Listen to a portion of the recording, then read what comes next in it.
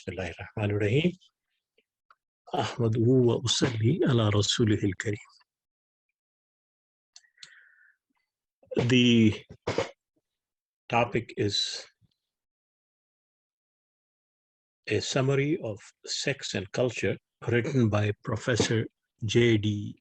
Unwin.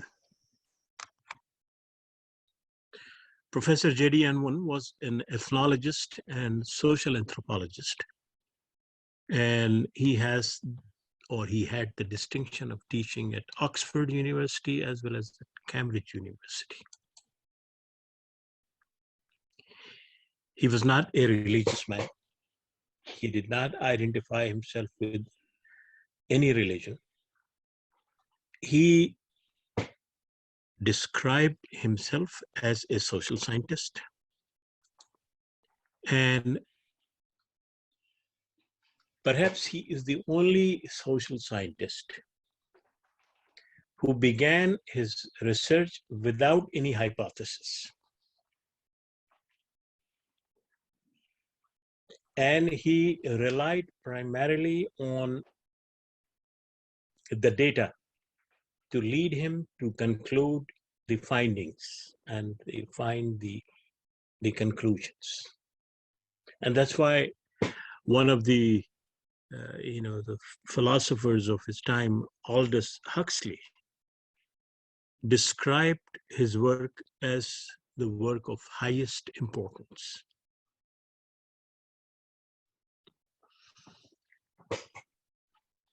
The intensity of his research can be understood by the fact that he studied 80 cultures, primitive cultures, and 6 civilizations.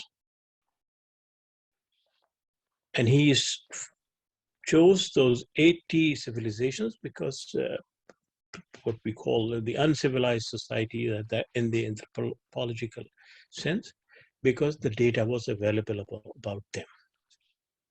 And he is focused on 6 that included Hellenistic, Roman, English, Anglo-Saxon, those civilizations, to basically draw certain conclusions. It took him at least 10 years to research the data. And by 1924, it was ready, but he was not ready to publish it. So he took another 10 years to go over it again and again. And in 1934, he published it. Before he published it, he published a summary of that one. And that basically led to the publication of that book, which has 600 pages, almost 250 pages on notes, and 350 explanation, and huge bibliography and huge references.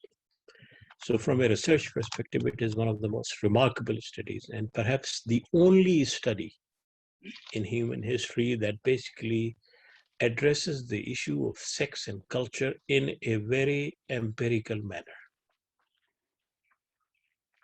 I think people have, different attitude, theoretic and dogmatic, that God has given us these ideas. And since God has given us these ideas, that must be true, and that we must follow them, and we must, accept their ascendancy. Or the theorists, well, this is what our understanding, our theories are, and they could be verified only when, we have enough data. Whatever data we have basically is pointing out in this particular direction. This in general has been the understanding of our social realities. On the one hand, you have dogmatic understanding, or what sometimes is often called the divine understanding, and sometimes theory. What Unwin did is that he studied those cultures and those attitudes, and then based on those attitudes and those studies, he reached to certain conclusions. And he believed that the conclusions that he found were based on empirical data, not on theoretical understanding, not on dogmatic or divine understanding. And that is the beauty of this particular book.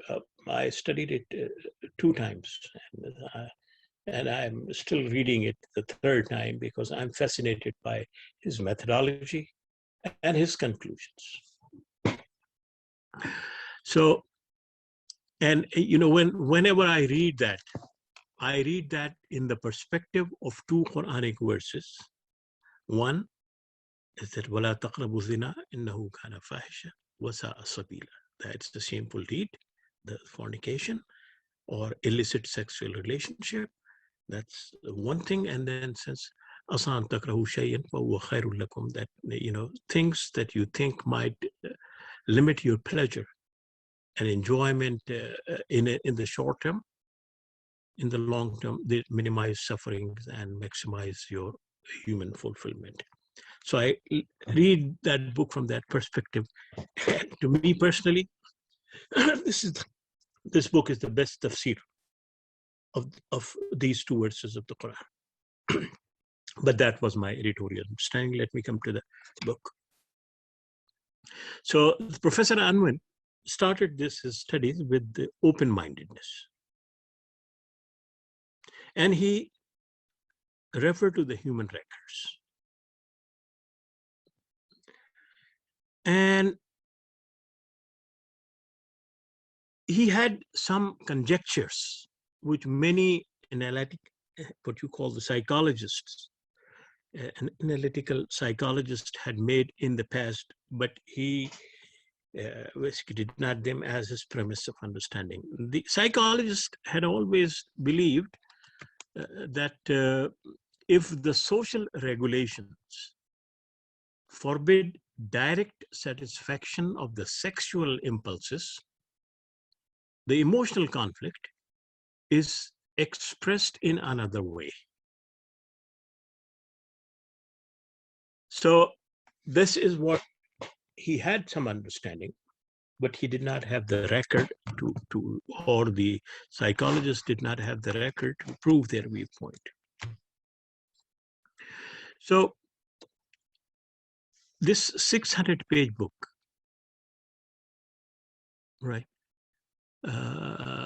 could have been written in 7 volumes, according to Unwin, because the data was so huge, but he still summarized it. So he studied the data from 86 societies and civilizations, 80 what he called primitive societies or anthropological societies, and 6 civilizations.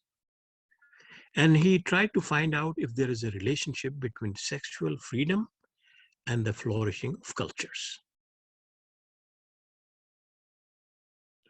And what is fascinating about this particular book is that, the kind of sexual revolution that the world has gone through in the late 60s, 70s, and 80s can definitely be analyzed on the parameters of the findings that were done some 40 years ago. So Unwin found out 4 great patterns of human culture. And he found out the degrees of flourishing measured in terms of architect, art, engineering, literature, agriculture, and so on and so forth. So entire development of civilization was based on those 4 great patterns of human culture. And the primary criterion for classification for him was how they related to the natural world and the forces it contains. So those 4 great patterns were zoistic, monistic, deistic, and rationalistic. So by zoistic, he meant a pattern which is entirely self-focused on day-to-day life, on wants and needs, with no interest in understanding nature, and he often described that zoistic pattern as dead culture or inert culture. Monastic, by monastic pattern, he meant that it is based on superstitious beliefs and or spatial treatment of the dead to cope up with the natural world. Deistic, it attributes the powers of nature to a god or gods or higher authority. And rationalistic, use rational thinking to understand nature and to make day-to-day decisions. So these were the four patterns he discovered. Zoistic, which is a dead culture or inert culture, focused only on day-to-day wants and needs. Monastic, which basically relies on superstitions. Deistic, that attribute the powers of nature to a god or gods, etc. And rationalistic, use rational thinking to understand nature and to make day-to-day decisions. So based on these things, he then found out two major categories in terms of degrees of sexual restraints: prenuptial and postnuptial. And he then subcategorized prenuptial category into three subcategories. Number one, complete sexual freedom, that there is no prenuptial restraints at all.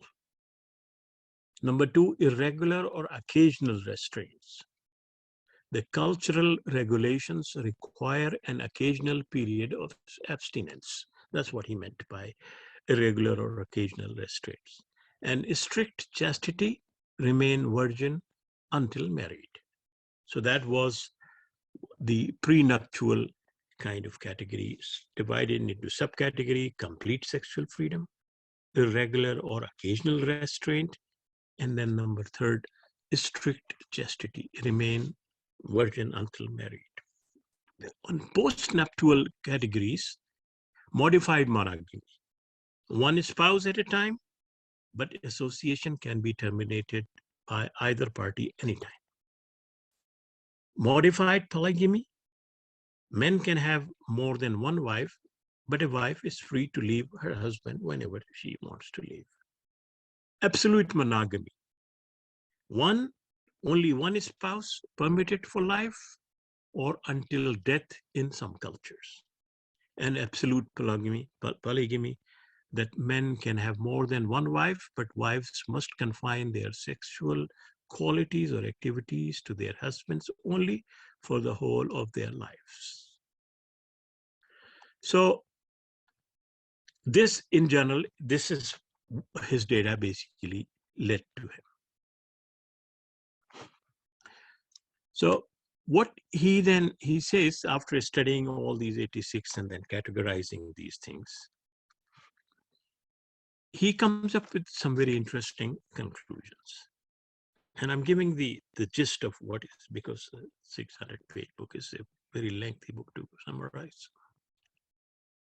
He says that the increased sexual constraints, either pre or post-nuptial, always led to increased flourishing of a culture. Conversely, increased sexual freedom always led to the collapse of a culture 3 generations later. This is the major finding. That if a culture has increased sexual constraints, either pre or post-nuptial way, it always led, according to the data of those 86 cultures, to increased flourishing of a culture. And conversely, increased sexual freedom always led to the collapse of a culture 3 generations later. The data also revealed that the single most important correlation with the flourishing of a culture was whether prenuptial chastity was required or not. It had a very significant effect either way. That is the second one. The first one is the effect of sexual constraints. If it is free, then 3 generations later, that culture would stop flourishing. And if 3 generations later, that would stop flourishing. And the second one is that if the prenuptial restraints are applied, then it has direct correlations with the flourishing of a culture and the flourishing of the society. And it has a very significant effect either way. Then the third conclusion was that the most powerful combination was prenuptial chastity coupled with absolute monogamy. That is also the finding. The rationalistic cultures that retained this combination for at least 3 generations exceeded all other cultures in every area, including literature, art, science, furniture, architect, engineering, agriculture, science, technology, etc., etc.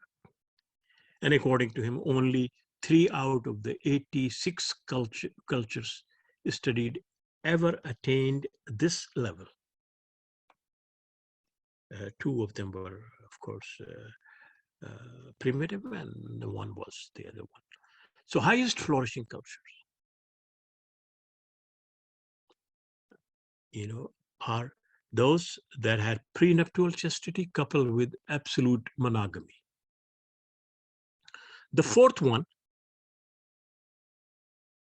that when a strict prenuptial chastity was no longer the norm, absolute monogamy, deism, and rational thinking also disappeared within 3 generations. Again, when a strict prenuptial chastity was no longer the norm, absolute monogamy, deism, and rational thinking also disappeared within 3 generations.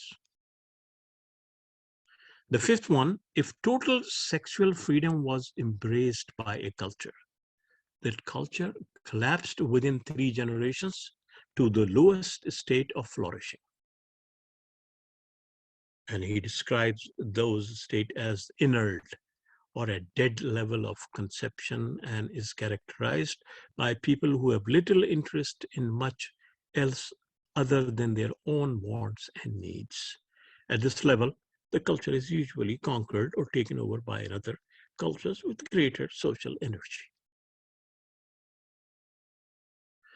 And then the sixth one was that if there is a change in sexual constraints, either increased or decreased restraints, the full effect of that change is not realized until the 3rd generation.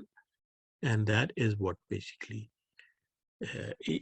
those 6 things again. So once again, those 6 data-driven conclusions were that increased sexual constraints or post-nuptial always led to increased flourishing. And conversely, increased sexual freedom led to the collapse of a culture 3 generations later.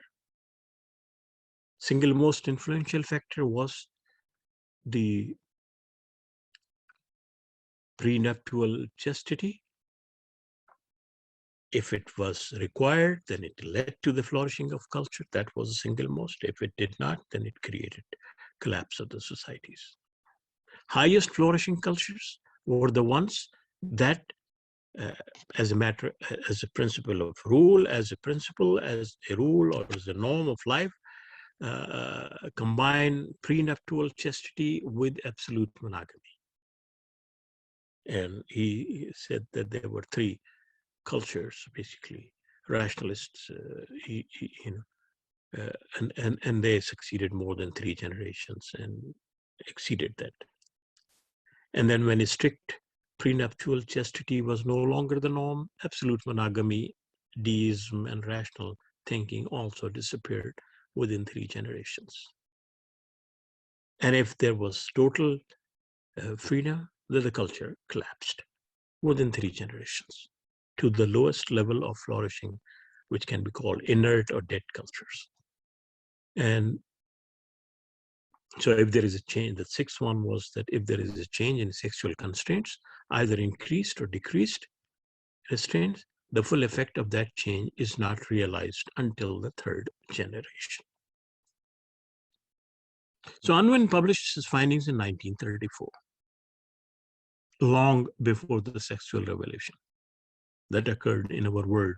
And now West, it is maturing, while in countries like India, Pakistan, Saudi Arabia, as a result of what is happening on the internet and all those kind of things, it is now blooming. It is now, moving ahead.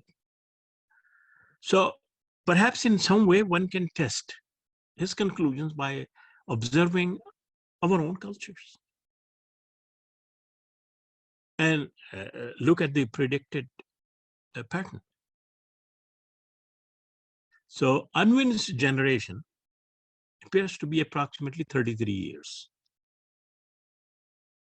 So we're talking about a century for us to see the cultural changes taking full effect. Do we still have another, what we call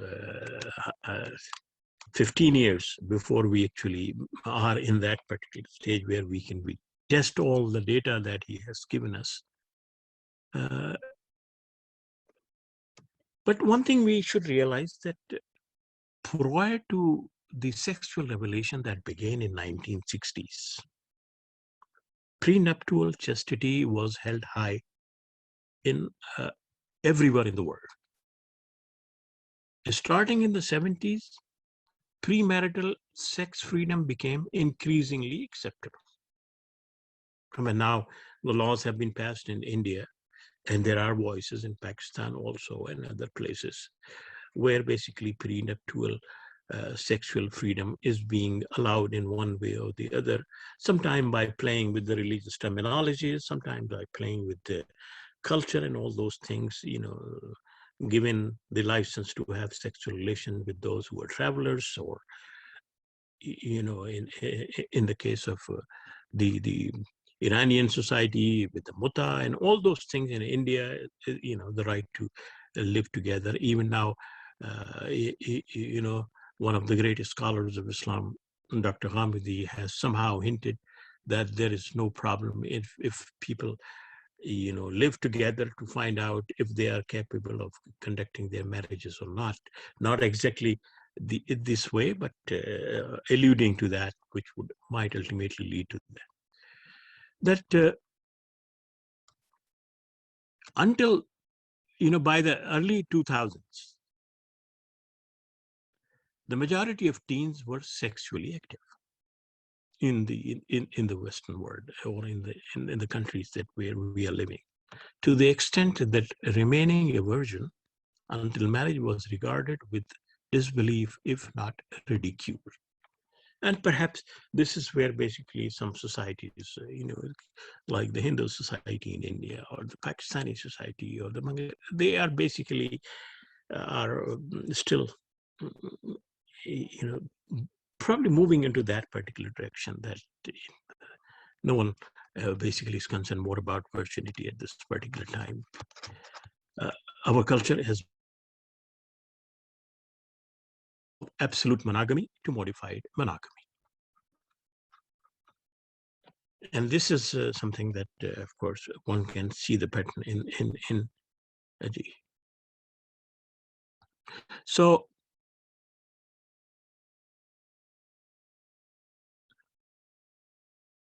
I think rationalistic generations that preceded other generations, the first generation of a society setting aside its sexual restraints, can still enjoy its newfound sexual freedom before any significant decline. But the data that Unwin presented showed that this having your cake and eating it too lasts a maximum of one generation before the decline sets in. And this is where his quote is. The history of these societies consists of a series of monotonous repetitions. And it is difficult to decide which aspect of the story is the more significant. The lamentable lack of original thought, which in each case the reformers displayed, or amazing elarcity, in which after a period of intense compulsory continence, that is sexual restraints, the human organism seizes the earliest opportunity to satisfy its innate desires in a direct or perverted manner. Sometimes a man has heard to declare that he wishes both to enjoy the advantages of high culture and to abolish compulsory continence. The inherent nature of the human organism, however, seems to be such that those desires are incompatible, even contradictory. The reformers may be likened to the foolish boy who desires both to keep his cake and to consume it.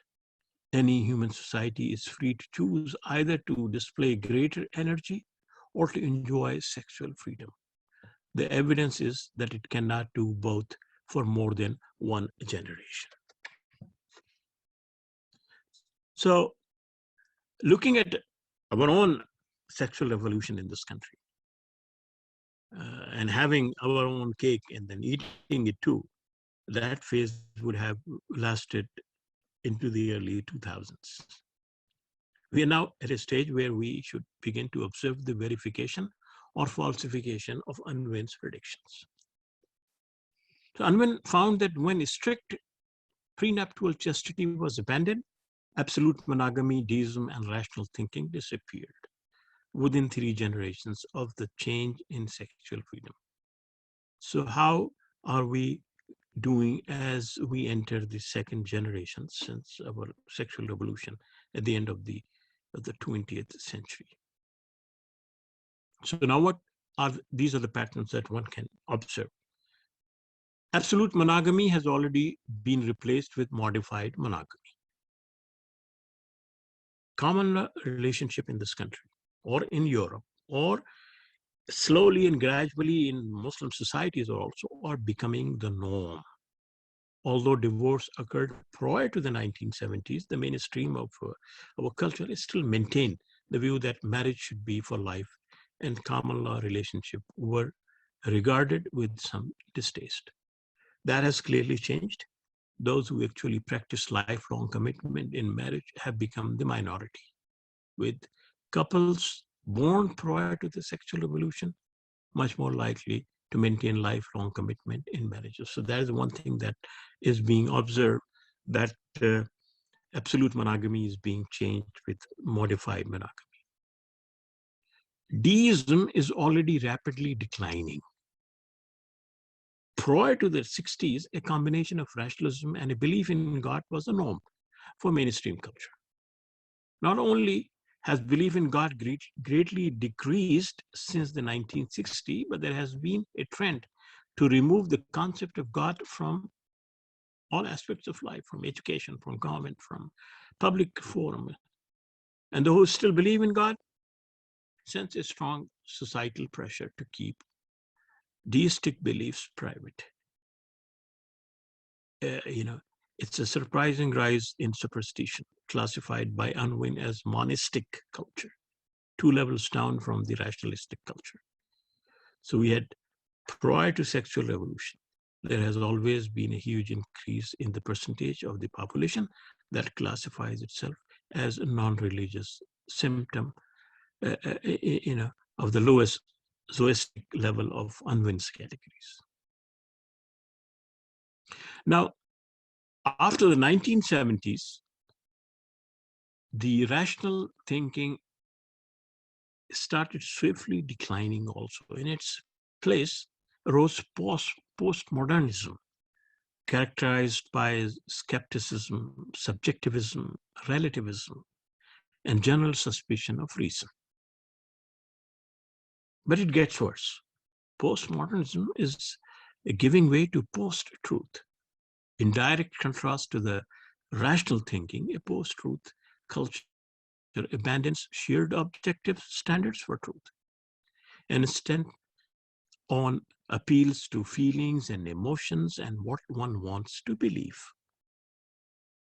Now, people now identify themselves as something which flat out contradicts science and rational thinking, and in many cases receive the full support and backing of governments and educational systems. Look what is happening in Brazil, what is happening in the United States, within the Republican Party, all those kind of things that one can have. Not only do people feel that they have a right to believe in what they want, but any challenge to the belief, even if supported by truth and logic, is unacceptable and offensive. So here is the quote of Anwar. That if I were asked to define a sophist, I should describe him as a man whose conclusion does not follow from his premises. Sophistry is appreciated only by those among whom human entropy is disappearing. They mistake it for sound reasoning. It flourishes among people who have extended their sexual opportunity after a period of intense compulsory continence. So for the first part of the 1900s, mainstream culture in the United States and other places in the Western world was rationalistic and experienced enormous technological advances. From horse and buggy to cars, from air balloons to supersonic and all those kind of things. But unwins basically, even the computers and so all those things, unwins three main predictions: the abandonment of rationalism, deism, and also absolute monogamy are all well underway, which makes the culture prediction appear to be credible. The collapse of this civilization in the third generation, somehow in the last third of this century, is predictable, is possible, and in the eyes of many is certain. And it is this kind of trend that one can easily see taking place in places like India, in places like Pakistan, in places like Saudi Arabia, in places like Iran, and all those things. And no matter what we say, the march of history is so, what you call, powerful, that the ideas that we want to promote as deistic ideas would not hold ground against that unless societies have that kind of restraint. Now, having said all those kind of things, let me also refer to some of the references that Professor Unwin has made to Islam and Arab. He basically refers to Arab culture, and by that, obviously, he's meaning Islamic culture, because the references are of the Prophet Muhammad and some of the Quranic verses also. He did not study Hindu culture and Islamic culture in detail, but he made a reference at least 6 places where he talks about these cultures. And he attributes the rise of the Muslim civilization to the idea of sexual restraint. This is something very interesting, that he said that the Muslims had the energy and then the enthusiasm to move forward because they directed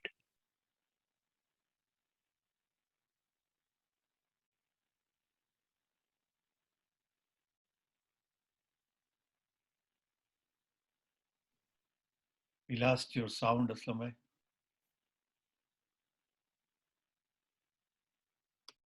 I don't know when did I do that, but somehow. So this is what, in general, the conclusions of that are even. Can you repeat again his attribution to Islam? Okay. So he basically made six references to Islam, but not directly calling it Islam, but referring it to his Arab culture.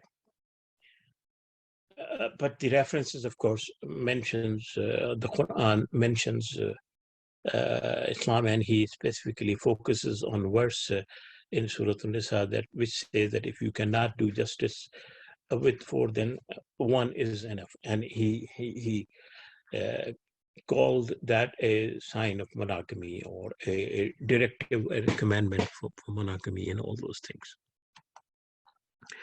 So, in a sense, that Islam's rise as a world civilization was due to the fact that it focused on this monogamy, and it focused on rationalism, and it basically diverted its energies to science, art, architect, as a result of that restrained prenuptial and postnuptial relationship and all those things.